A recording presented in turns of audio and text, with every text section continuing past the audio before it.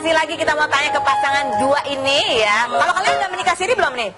Belum, kita kan mempunyai resmi lah. Oh resmi. Oh, Soalnya waktu itu yang aku tahu Gali panas kan, karena Virus waktu itu ngebela diri bahwa ya kan aku udah nikah siri. Gitu. Kamu juga gak mau kalah ya? Aku juga udah nikah siri. Iya gak mau kalah, ya aku juga udah nikah karena mungkin karena Gali ngelihat Ya kan karena waktu cowoknya itu, setiap hari ada di rumah. Saya nanya kenapa sih di rumah terus, saya bilang gitu kan nggak bagus juga gini-gini kan.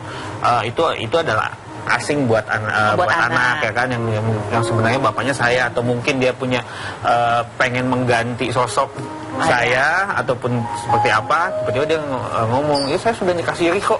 Jadi kalian waktu cerai itu belum sempat bicara banyak ya apa yang akan terjadi dengan Fas kalau kalian masing-masing melanjutkan hidup tuh belum ngomongin ya. Kalau misalkan kan pasti adalah kenyataan bahwa Virus nanti akan menikah, kamu akan menikah gitu. Itu belum sempat dibicarakan. Saya sih melakukan apa yang saya kerjakan. Saya pagi-pagi jemput anak sekolah, berangkat jemput bolak-balik sampai pulang, terus siang-siang dia tidur siang, saya pergi gitu kan, karena kan saya harus kerja juga gitu kan, harus tidur, nanti malam saya nge-DJ kayak gitu-gitu kan, bolak-balik. Nah lama-lama begitu saya nyampe rumah, ada orang asing itu, mereka berantem, mulai tuh mereka berdua berantem. Terus kalaupun saya telepon, misalnya saya telepon, Fas gimana? Ntar dulu teleponnya, ada siapa sih? Ada di sebelah gitu. Itu kehadiran cowok itu nggak dikenalin dulu ke kamu atau? Nggak ada. Waktu itu saya ketemu siapa tuh? Temen awalnya sih waktu sebelum perceraian sering bolak-balik. Karena kan temennya banyak nginep di rumah dan kebanyakan cowok-cowok gitu kan. Ini buat ada temen, terus juga ada kepentingan band lah, apalah gitu kan yang saya tahu. Oh ya udahlah. Karena saya juga waktu itu kerja juga kan, syuting di Senemat gitu kan, bolak-balik, lama-lama kok makin intens gitu kan, dari 5 orang jadi 3 orang, jadi 5 orang. Nah, waktu proses cerai udah mulai tuh satu orang itu terus. Single fighter. Oke, baiklah. Berarti indikasinya ya itulah, setiap saya tanya itu pacarnya ya? Bukan. Itu pacarnya, bukan. Gitu. Katanya begini. Cemburu gak kamu sama cowok itu? Gimana? Cemburu gak kamu sama cowok itu? Cemburu gak kamu sama cowok? Ya enggak, orang ya udah ya udah. Oke, baik. Begini tuh gimana sih maksudnya? Kamu kalau ke Malasari, kamu cemburu gak sama Virus? Aku sih enggak ya, karena aku juga sama mantan suamiku masih baik banget. Terus aku juga sama istrinya dia yang sekarang akrab banget gitu loh. Jadi kamu sama Virus gak cemburu ya? Aku sih sama Virus gak cemburu, karena yang aku lihat sendiri terlalu banyak tekanan ke Galinya gitu loh ya. Apapun yang terjadi, kalau itu komunikasi aja udah nggak lancar, apalagi banyak tekanan, gimana orang mau sayang kembali lagi? Mungkin kalau dia masih kondisinya baik-baik. Kamu melihat Virus berharap Gali akan sayang kembali sama Virus? Maksudnya aku ngeliat sendiri? Nggak mungkin. Kamu dengar sendiri barangkali? Enggak sih, maksudnya nggak bakal kali ya, karena yang aku dengar itu komunikasi aja di telepon, nggak pernah yang endingnya tuh happy gitu. Selalu doktrin, selalu egoisnya dia, selalu aturannya selalu dia, berantem lah berdua, selalu urusannya uang, selalu urusannya nggak boleh lihat anak, selalu aturan full dia semua banyak. Nah sekarang kita ke artikel berikutnya, kita lihat. Oke, yuk. Selanjutnya, Gali Ginanjar akan menikah lagi. Ini bocoran konsep pestanya. Benarkah di tengah masih ada masalah yang belum selesai ini, kalian berdua juga tetap dengan rencana kalian akan segera menikah? Bulan apa? Akhir tahun sih. Akhir tahun. Nah terus kalian kan mau menikah, tapi kan istilahnya kalian menikah dengan ada sesuatu yang kalian bawa begitu ya dalam pernikahan. Ini menghadapi masalah Gali sekarang ini, kalian apakah sudah membicarakan akan seperti apa langkah ke depannya? Kalau Gali sendiri untuk masalah ini udah nyiapin pengacaranya dia. Itu maksudnya sendiri. pengacara itu untuk mau ngapain? Ya biar nanti ngambil hak asuh anak, mengambil hak asuh anak, karena kan di sana kan ada sosok orang asing itu yang tadi ya kan, yang di rumah itu. Jadi sebenarnya itu bisa diambil. Kenapa? Karena itu kan bukan suaminya, terus juga statusnya juga kan masih dipertanyakan. Itu kan tidak baik buat perkembangan anak gitu kan.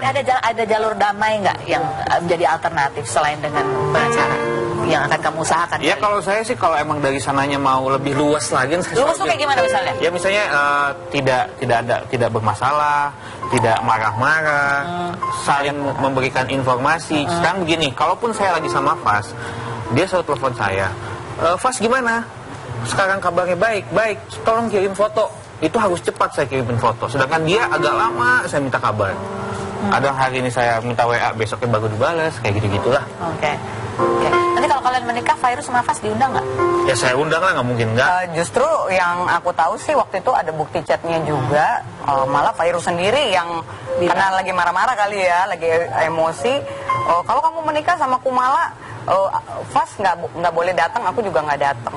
Itu ada dia bukti ngomong chatnya. katanya boleh datang, kecuali kalau yang diundang cuma Fas doang, karena siapa yang mau nganterin ya. Nah, itu dia. Nggak mungkin kan Fas dianterin sama babysitter atau apa. Jadi kalian sebetulnya fun aja begitu. Katanya damai-damai aja, dianya aja. Jadi kamu ingin supaya dia lebih luas. Kamu berharap kalau Fas lagi ada sama kamu, dia agak lebih rileks gitu ya. Iyalah, maksudnya jangan saya sama Fas jangan ada ikut gitu loh. Maksudnya saya boleh bawa Fas ke mall nih, dia harus ikut. Ya masa ngikut mulai emang sama saya mau diculik apa? Gitu. Mengeksploitasi anak untuk egois sendiri kan nggak boleh. Ya mungkin dia takut, mungkin Fas umurnya berapa sih? 4 tahun. Saya takut, saya kan bapaknya. Dia bilang kalau Gali itu nggak mungkin dia itu adalah bapaknya. Sedangkan di Instagramnya Fas aja nggak ditulis nama saya. Oh gitu ya. Aja Instagram Fas nggak ditulis. Bapaknya berubah kali ya, bapaknya ditulis kakek saya Rafiq, bapak ibu saya ini. Bapaknya nggak ada. Oke, begitu. Tapi berarti artinya sebetulnya kamu masih yang ada harapan supaya bisa jalan damai pun sebetulnya masih bisa. Kamu bisa, kok saya berharap kalau dia lebih luas begitu ya. Lebih luas aja. Lebih luas. Jadi kalau misalnya apa ya istilahnya, kamu mau datang nggak sekarang ini datang ke rumahnya untuk ketemu Fas? Ada nggak rencana dalam waktu dekat? Saya rencana pengen ketemu gitu. Kalau bisa kita ketemu di luar lah, jangan di rumah. Ketemu gitu kan. siapa? Ketemu Fasnya. Terus juga nanti kita ngomongin seperti apa gitu kan. Karena kalau di rumah pasti nanti ujung-ujungnya berantem lagi. Di rumah juga pasti seperti itu. Yang penting gini, yang penting virusnya harus lebih luas aja gitu loh. Lebih luas. Kalaupun ada apa-apa kabarin saya dulu gitu loh. Kalau kamu misalnya kamu yang nanya duluan ke dia, mau nggak? Sekarang masih mau nggak? Lihat dulu ke Kumala. Saya bukan Kumala sih, nggak ada masalah dengan saya, cuman capek dia parno banget, udah trauma berat karena setiap dihubungin tuh ujung-ujungnya ribut terus gitu kan. Dan kemarin itu dia udah stres banget, 3 bulan waktu baru pacaran sama aku tuh kayak orang yang depresi berat sampai apa-apa pelupa. Orang tertekan gimana sih? Karena diomelin terus. Nggak gila aja mungkin Gali udah bagus. Karena selama ini dia diomelin terus gitu. Jadi aku yang semangatin dia lagi, aku yang ya nyembuhin dia lah untuk segala macam penyakit dia yang depresi berat. Tepuk tangan dulu dong buat Gali sama Kumala. Kalau dari kita sih kita berdoa yang terbaik buat Fas ya. Mudah-mudahan kalian bisa menemukan jalan yang dewasa untuk supaya anak itu tetap bisa ya ketemu ibunya, ketemu bapak kandungnya juga. Ya amin. Ya. Ini kan kalau menikah cerai gitu urusan belum selesai ya kan. Tapi kalau putus pacaran bagaimana? Riza Syahab. Silakan masuk.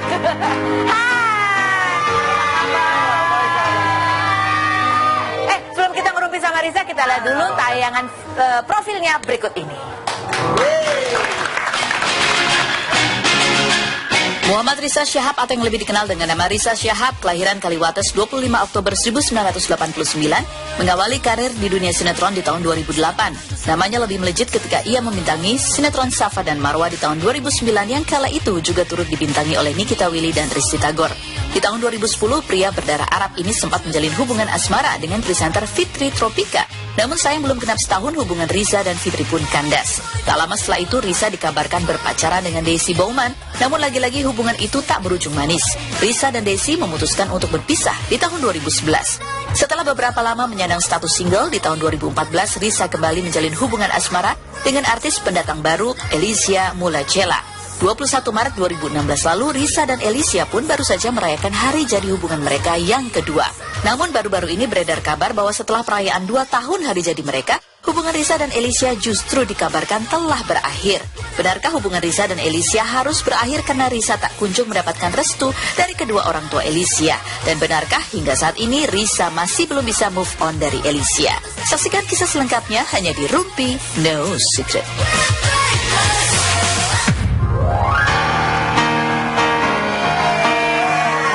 Sudah ada Riza di sini. Saya akan tanya-tanya di kursi panas ini. Apakah jawabannya fitnah atau fakta?